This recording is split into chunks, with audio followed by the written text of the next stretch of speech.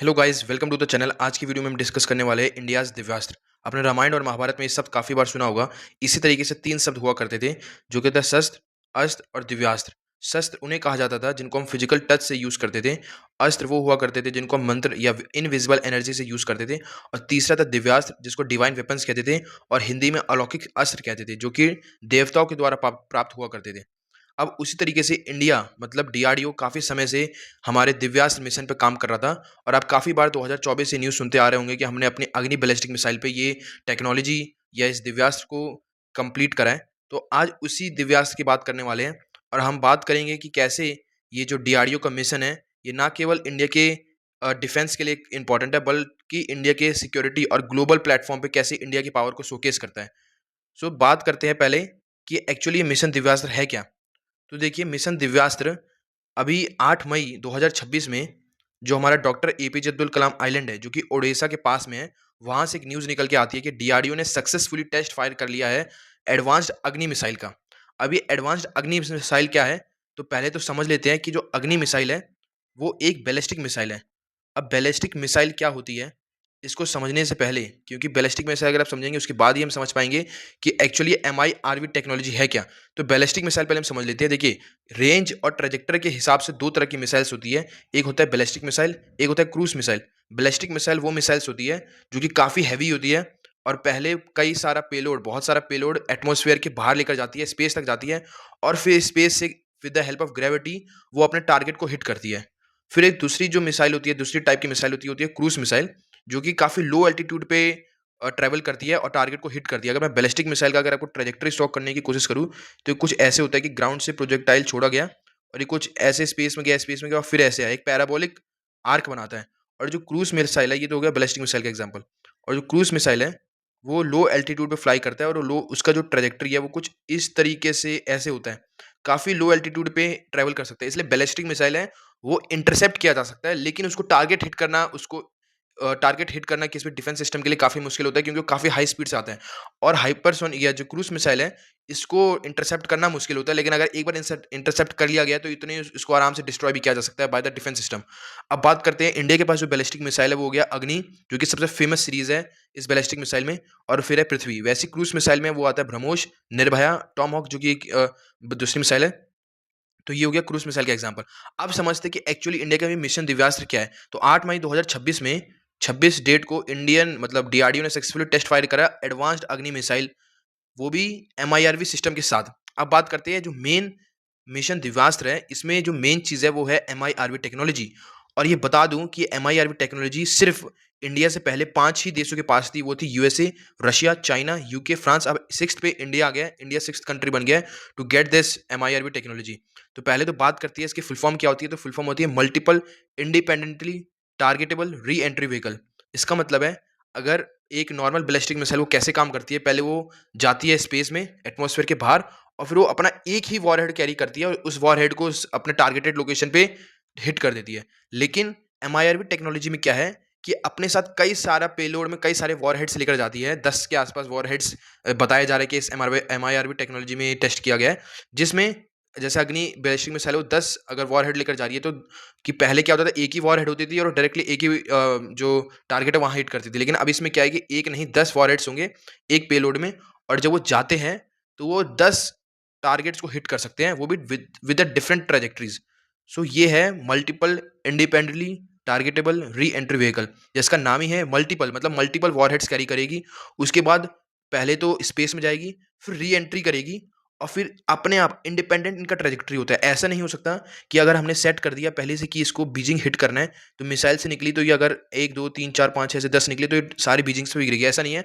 जैसे ही ये इसमें से एग्जिट करती है पेलोड्स में से, तब उसके बाद इन सारी वॉरहेड्स का अपना अपना इंडिपेंडेंट ट्रेजेक्टरी होता है।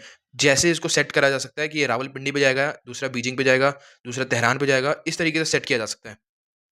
इसको अगर आपको समझना है तो आप बस कॉन्सेप्ट से समझ सकते हैं कि जैसे एक बस में कई अगर 10 लोग बैठे हैं, तो बस अपने डेस्टिनेशन पे पहुंचती है कि वो दिल्ली पहुंच गई। अब दिल्ली में जितने भी वो 10 लोग हैं, वो अपनी अपनी अलग अलग जगह पे जा सकते हैं। अब वो उन लोगों का अपनी अपनी अलग अलग जाने के जो रास्ते हैं वो इंडिपेंडेंट है, किसी पे डिपेंडेंट नहीं है कि हमें वो जो 10 लोग हैं उतरने के बाद एक ही जगह जाएंगे। उनका अलग अलग अपने रास्ते हैं, अलग अलग अपने पैसेज है। अब बात करते हैं कि इसके साथ साथ इनकी मल्टीपल ट्रैजेक्टरीज़ हो सकती है।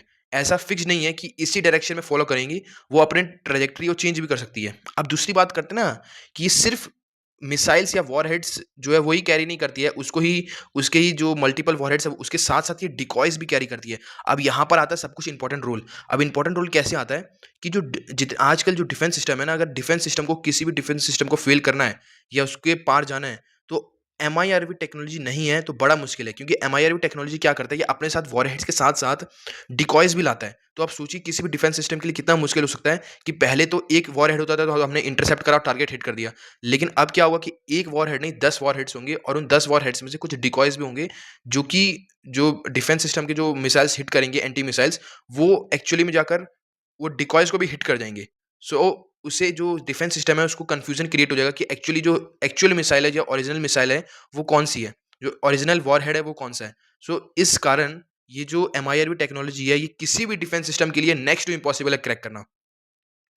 अब बात करते हैं कि हम बात करते हैं कि किसी भी कंट्री का अगर न्यूक्लियर पावर है वो, तो उसको बोलते हैं कि उसके पास डेटरेंस आ गया। लेकिन उसके साथ-साथ उस न्यूक्लियर बॉम्ब को पहुँचाने के लिए आपके पास एक वॉरहेड, एक बैलिस्टिक मिसाइल होनी चाहिए, जो कि दूसरे जगह पे जाकर वो न्यूक्लियर बॉम्ब को हिट कर सके।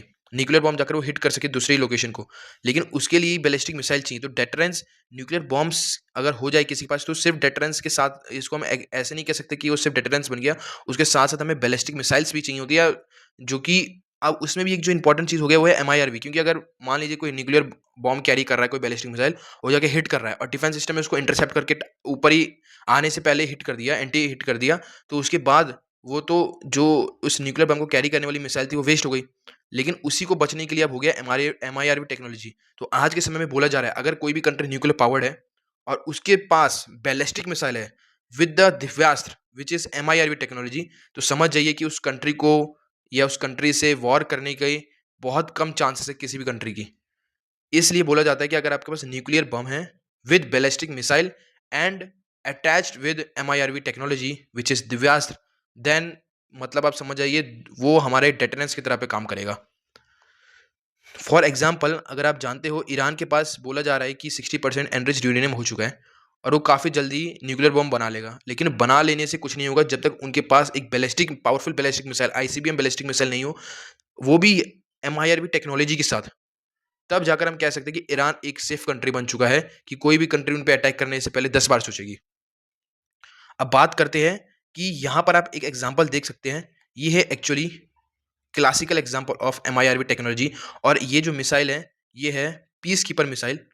आप ऊपर देख सकते हैं ये है पीस कीपर मिसाइल और ये एक्चुअली में यूएस का पावरफुल बैलिस्टिक मिसाइल है। बहुत पावरफुल बैलिस्टिक मिसाइल है। ऐसे तो जो इससे जो मैक्सिमम रेंज का है वो मिनटमैन करके है।